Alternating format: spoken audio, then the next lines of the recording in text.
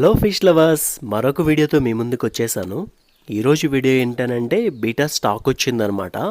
అదేవిధంగా మనం గప్పీస్ అయితే కొంచెం బ్రీడింగ్ సెటప్స్ అయితే అరేంజ్ చేసుకున్నాం. అవన్నీ అయితే నేను మీకు చూపిస్తాను. సో ఇక్కడ కనిపిస్తున్నాయి కదా, సో ఈ స్టాక్ అయితే మనకి థాయిలాండ్ ఇంపోర్టెడ్ అనమాట. ఇలా వీడియో పెట్టానో లేదో అలా సేల్ అయిపోయి వాట్సాప్లోనైతే నేను పెట్టడం జరిగింది. ఒక్కొక్క దాని వీడియోస్ కూడా తీసేసి వాట్సాప్లో పెట్టాను. వెంటనే సగం సోల్డ్ అవుట్ అయిపోయి దగ్గర 50 పేర్స్లో నా దగ్గర ఇప్పుడు 10 పేర్స్ మాత్రమే ఉన్నాయి. అవి కూడా మ్యాచింగ్ ఫీమేల్స్ అయితే లేవు. సో చాలామందికి మేల్స్ కావాలంటే నాకు కాంటాక్ట్ అవ్వండి, ఫీమేల్స్ కావాలన్నా కాంటాక్ట్ అవ్వండి. మళ్ళీ సోమవారం స్టాక్ అయితే వస్తుంది అనమాట. మెయిన్లీ నేను చెప్పేది ఏంటంటే ఇది సేలింగ్ వీడియోస్ అయితే కాదు, జస్ట్ మీకు చూపిస్తున్నాను ఎలా నేను వాటర్ని స్టోర్ చేసి వేస్తాను, అవన్నీ కూడా చూపిస్తాను మీకు. యాక్చువల్లీ బాదాం లీవ్స్ను సాల్ట్ నేనైతే నానబెట్టేసుకొని ఉంచేసుకుంటాను ఒక డ్రమ్లో. ఆ వాటర్ నేను యూజ్ చేస్తాను అనమాట. సో ఎవ్రీ 3 డేస్కి ఒకసారి వాటర్ చేంజ్ అయితే కంపల్సరీ చేస్తాను. ఒక్కొక్కసారి 2 డేస్కి కూడా నేను చేంజెస్ చేసేస్తాను నాకు ఖాళీ ఉంటే. ప్రజెంట్ ఖాళీ లేదు కాబట్టి 3 డేస్కి ఒకసారి అయితే వాటర్ చేంజ్ అయితే చేస్తున్నాను. కంప్లీట్ 100% వాటర్ చేంజ్ చేస్తాను.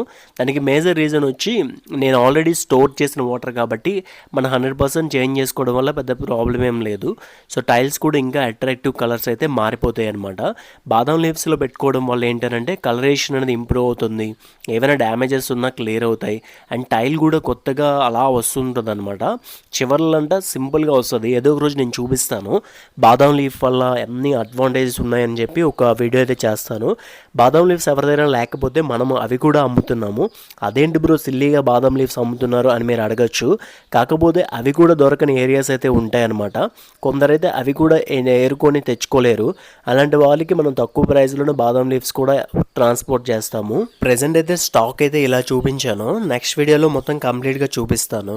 సో గివ్అవే కూడా వాళ్ళకి కూడా పంపించేస్తున్నాను. అయితే ఈ బ్రో గివ్అవేతో పాటు కొన్ని అయితే ఆర్డర్ పెట్టుకున్నాడు అనమాట. సో ఇవి కూడా మనం పంపిస్తున్నాం.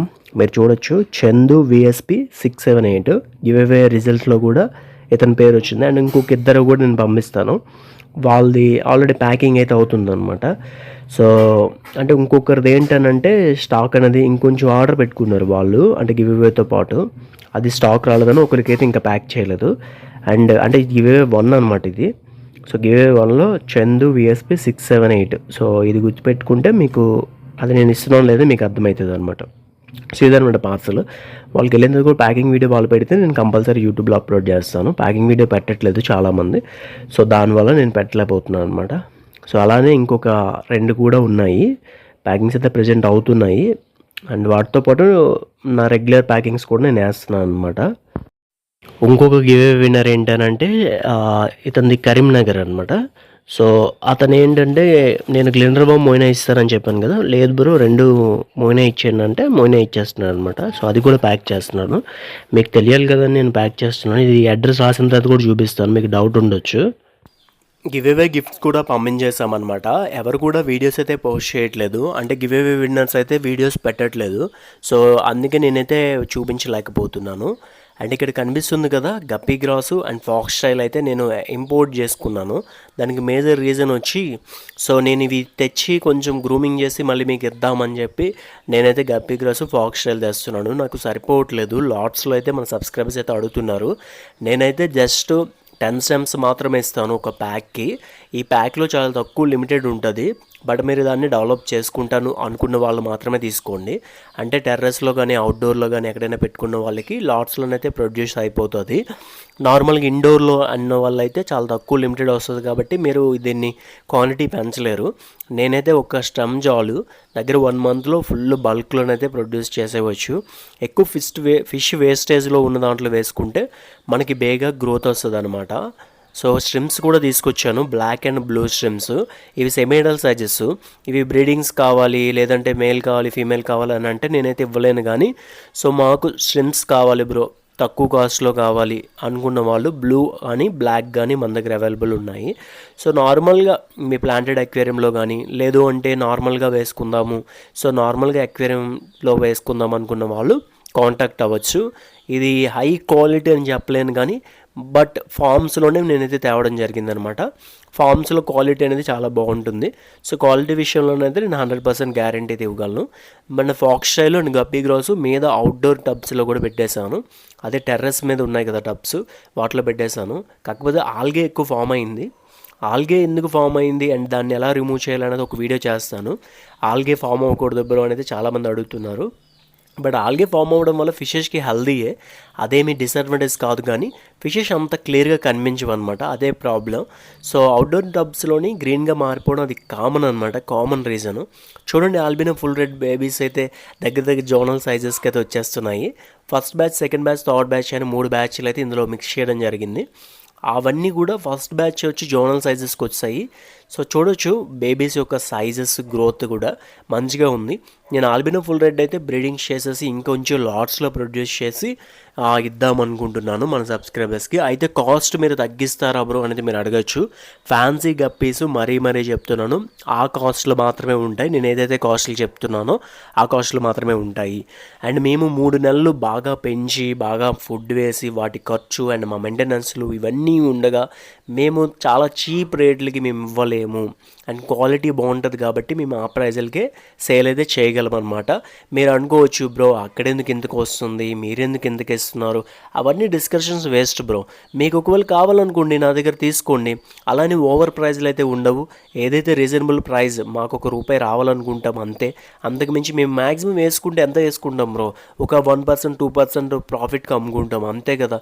మాకు వచ్చేసేది ఏమి ఉండదు. మా ప్యాకింగ్ ఛార్జెస్, మా కూల్ డబ్బులు వస్తేనే చాలు అనుకుంటాం. మేము ఏదో ఇంట్రెస్ట్ కొద్దీ చేసుకుంటాం అనమాట. అంతేగాని మీకేమో లక్షలు వచ్చేస్తాయని మీరు అనుకుంటారు, అంత సీన్ అయితే లేదు బ్రోస్. నేనైతే ఎప్పుడు చెప్తాను, నేను జస్ట్ ఇంట్రెస్ట్ కొద్దే చేస్తున్నాను. దీని నుండి నాకు ప్రాఫిట్స్ ఎప్పుడు ఆశించలేదు. అండ్ ఇప్పుడు దాకా నాకు పెద్ద ప్రాఫిట్స్ ఏమి రాలేదు. ఇందులోంచే నేను పెడతాను అనమాట.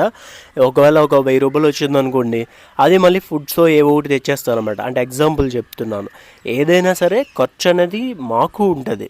ఒక రబ్బర్ ప్యాకెట్ ఒక అర కేజీ ప్యాకెట్ ₹200. అండ్ ఒక ప్లాస్టర్ బండిల్ వచ్చి ₹45.